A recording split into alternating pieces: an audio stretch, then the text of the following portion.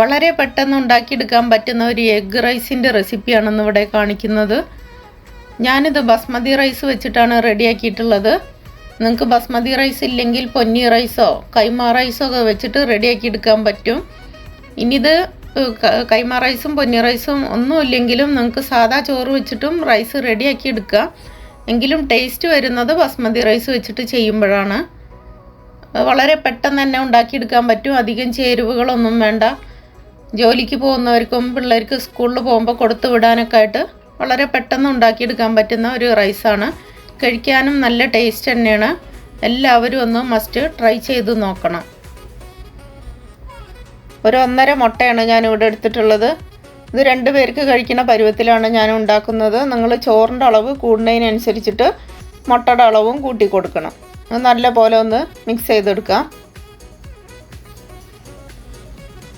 ഒരു വലിയ ഉള്ളിയുടെ പകുതിയും പിന്നെ കുറച്ച് പച്ചമുളക് അരിഞ്ഞെടുത്തിട്ടുണ്ട്. ഒരു തക്കാളി. ബസ്മതി റൈസാണ്. ഒത്തിരി അങ്ങോട്ട് വെന്ത് പോവാതെ തന്നെ നോക്കണം. ഒരു ബിരിയാണിക്കൊക്കെ എടുക്കണ ആ പരുവത്തിന് വേണം എടുക്കാനായിട്ട്. റൈസ് റെഡിയാക്കാനായിട്ട് ഒരു പാൻ വെച്ചിട്ടുണ്ട്. അതിലേക്ക് ഓയിൽ ഒഴിച്ചു കൊടുക്കുന്നുണ്ട്.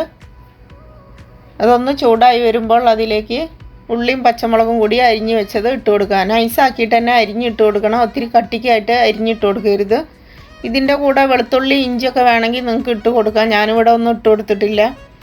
അതേപോലെ വെജിറ്റബിൾസ് ഏത് വേണമെങ്കിലും നിങ്ങൾക്ക് ചേർക്കാവുന്നതാണ്. ക്യാരറ്റ് ചേർക്കാം, ബീൻസ് ചേർക്കാം. അതൊക്കെ ഓരോരുത്തരുടെ ഇഷ്ടത്തിനനുസരിച്ച് ചെയ്യാവുന്നതാണ്.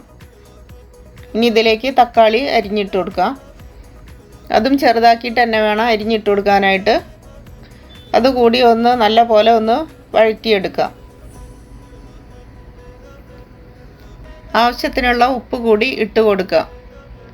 ഒരു 1/4 ടീസ്പൂൺ മഞ്ഞൾപ്പൊടിയും കൂടി ഇട്ട് കൊടുക്കുന്നുണ്ട്. എന്നിട്ട് നല്ല പോലെ ഒന്ന് മിക്സ് ചെയ്തെടുക്കാം. ഞാനിവിടെ ചോറിൽ ഉപ്പിട്ടിട്ടാണ് വേവിച്ചെടുത്തിട്ടുള്ളത്. അതുകൊണ്ട് തന്നെ ഇതിൽ ഉപ്പിൻ്റെ അളവ് ഞാൻ കുറച്ചാണ് ഇട്ട് കൊടുത്തിട്ടുള്ളത്. നിങ്ങളപ്പോൾ ചോറിൽ ഉപ്പിടാതെയാണ് വേവിച്ചെടുക്കുന്നതെങ്കിൽ ഇതിൽ ഉപ്പിൻ്റെ അളവ് കൂട്ടി കൊടുക്കണം. അതൊന്ന് വഴന്ന് വന്നപ്പോൾ അതിലേക്ക് മുളക് പൊടി ഇട്ട് കൊടുക്കുന്നുണ്ട്. എരിവില്ലാത്ത മുളക് പൊടിയാണ് ഞാൻ ഇട്ട് കൊടുത്തിട്ടുള്ളത്. നിങ്ങൾക്ക് എരിവുള്ളത് വേണമെങ്കിൽ എരിവുള്ളത് ഇട്ട് കൊടുക്കാം. അപ്പോൾ പച്ചമുളകിൻ്റെ എണ്ണം കുറച്ച് കൊടുത്താൽ മതി. ഇനി ഇതൊന്ന് നല്ല പോലെ ഒന്ന് മിക്സ് ചെയ്തെടുക്കാം. കുറച്ച് മുളക് പൊടി ഇട്ട് കൊടുക്കുമ്പോഴാണ് ചോറിനൊരു നല്ലൊരു കളറ് വരുന്നത്. ഇനി ഇതിലേക്ക് മുട്ട ഒഴിച്ചു കൊടുക്കാം. നല്ല പോലെ വഴന്ന് വന്നതിന് ശേഷം വേണം മുട്ട ഒഴിച്ചു കൊടുക്കാനായിട്ട്. ഇനി ഇതിനെ ഒത്തിരി അങ്ങോട്ട് ഞാൻ പൊടിച്ച് കളയുന്നില്ല. ഒരു കഷ്ണം കെടുക്കണ പരുവത്തിലാണ് ഞാൻ എടുക്കുന്നത്. ഒന്ന് വാടി കിട്ടിയാൽ മതി. ഒത്തിരി അങ്ങോട്ട് ഡ്രൈ ആയി പോണതിൻ്റെ മുന്നേ വേണം ചോറിട്ട് കൊടുക്കാനായിട്ട്. ഇതെല്ലാം ഒന്ന് ഒരു കൂട്ടി വെച്ചതിന് ശേഷം ഇതിൻ്റെ മുകളിലേക്ക് ചോറിട്ട് കൊടുക്കാം.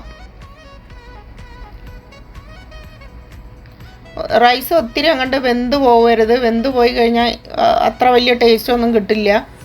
അപ്പോൾ കാലത്ത് ഉണ്ടാക്കുകയാണെങ്കിൽ അതിന് സമയം കിട്ടില്ലെങ്കിൽ തലേ ദിവസമൊക്കെ റൈസ് വേവിച്ചിട്ട് ഫ്രിഡ്ജിൽ വെച്ചിട്ട് കാലത്ത് എടുത്തിട്ട് ഇങ്ങനെ ഇട്ട് കൊടുത്തിട്ട് നമുക്ക് റെഡിയാക്കി എടുക്കാൻ പറ്റും.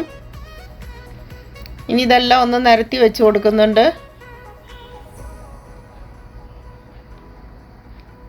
ഇനി ഇതിൻ്റെ മുകളിലായിട്ട് മല്ലിയില ഇട്ട് കൊടുക്കാം. പുതിന വേണമെങ്കിൽ പുതിന ഇട്ട് കൊടുക്കാം. അതൊക്കെ ഓരോരുത്തരുടെ ഇഷ്ടത്തിനനുസരിച്ച് ഇട്ട് കൊടുക്കാവുന്നതാണ്. കുറച്ച് ചെറുനാരങ്ങ നീര് കൂടി ഞാൻ ഒഴിച്ചു കൊടുക്കുന്നുണ്ട്. ഇനി ഇതിനൊന്ന് മിക്സ് ചെയ്തെടുക്കാം. ഒത്തിരി അങ്ങോട്ട് ഇളക്കി പൊടിച്ച് കളയാത്ത പരുവത്തിന് വേണം എടുക്കാനായിട്ട്. ഇതേപോലെ പീസായിട്ട് കെടുക്കണ പരുവത്തിന് വേണം എടുക്കാനായിട്ട്. നല്ല പോലെ മിക്സ് ചെയ്തെടുക്കാം. നല്ല ടേസ്റ്റാണ് ഇത് കഴിക്കാനായിട്ട്. എല്ലാവരും ഒന്ന് ട്രൈ ചെയ്ത് നോക്കണം.